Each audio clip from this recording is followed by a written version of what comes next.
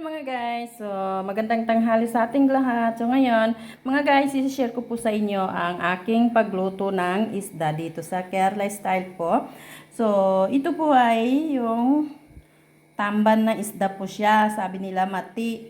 So ang mga gamit natin po ay, ito po ay pinagric seeds po siya, sabi nila uluwa.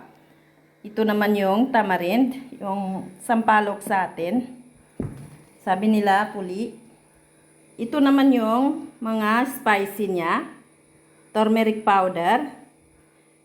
At saka, Kashmiri chili powder.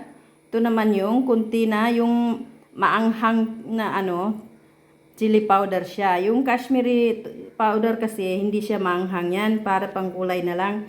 At saka asin po. So, ito naman yung mga ibang sangkap. Ito ay kamatis, sibuyas. Pwede rin yung malaking sibuyas ang gamitin ninyo. Tsaka bawang, curry leaves, sili. So, okay mga guys. Yung yung measurement ng mga spicy. 1/2 tablespoon Kashmiri chili powder. At saka 1/4 teaspoon yung maanghang na sili powder. So, ito naman yung sampalok. Pipigain po natin at saka ang tubig lang niya ang kukunin natin. So, ngayon mga guys, mag-start na tayo.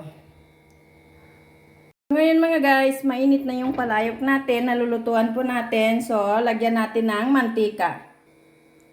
So, yan mga guys, lalagyan po natin ng mantika. Mga 2/2 tablespoon mantika lang ang ilalagay natin. Kahit anong mantika na lang, pwede rin yung coconut oil or cooking oil, pwede na rin. Pero ang gamit ko po yung sunflower oil po. Kasi wala akong coconut oil. So ngayon, i-add naman natin ang pinagric seeds. So yan guys, i-add natin ang pinagric seeds. Mga 1/2 teaspoon na lang ang ilagay natin. So hintay natin ang pagputok niyan. Ganyan pumuputok na siya. Yan mga guys, pumutok na lahat. So ako, dinagdagan ko po nilagyan ko po ng yung maliit na, yung, ba ito yung pangalan niya? Yung chiragam, sabi nila nala chiragam. Yun, kasi gusto ng asawa ko ang lasa niyan. So ngayon, i-add natin ang sibuyas.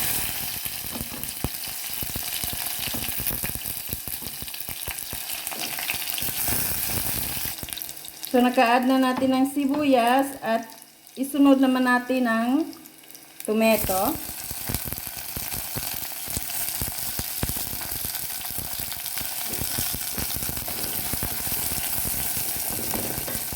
At saka yung ibang mga sangkap din.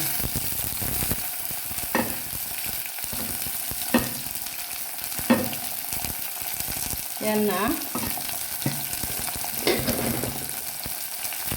At tatakpan po natin habang maluto yung At saka lagyan natin ng maliit na fire lang, maliit na apoy.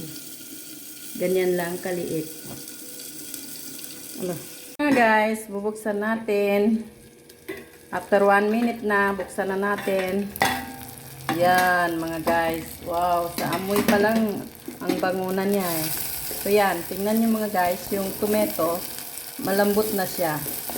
Madali na siya durugin. Kailangan durugin yung tomato. So yan mga guys. Tingnan niyo po.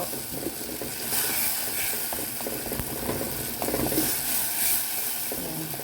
Madali na lang. Yan.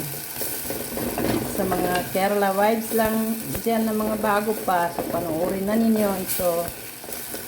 Kung paano magluto ng Bhartiya mati.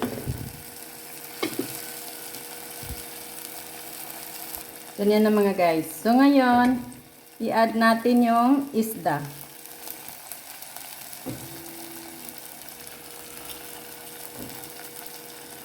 Yan po. At pabayaan na lang natin. At i-add din natin yung mga spicy niya. Yan. At takpan din natin for 1 minute. Yan. Ganyan yung apoy niya. Maliit lang. So, after 1 minute naman, ay buksan natin at i-add naman natin yung tubig ng sampalok. Guys, after 1 minute na, bubuksan natin. So, yan na. Ang bango naman.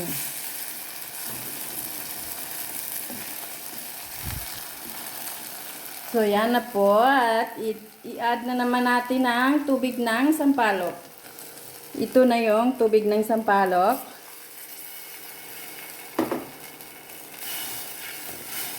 At palakihin natin yung apoy.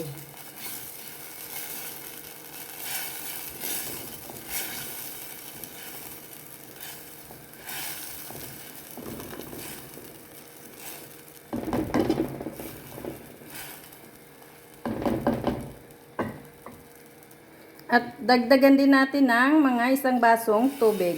Yan. Para pagkakulo niyan ay tamang-tama ang tubig. So, yan na mga guys. At ngayon, pakuluin naman natin.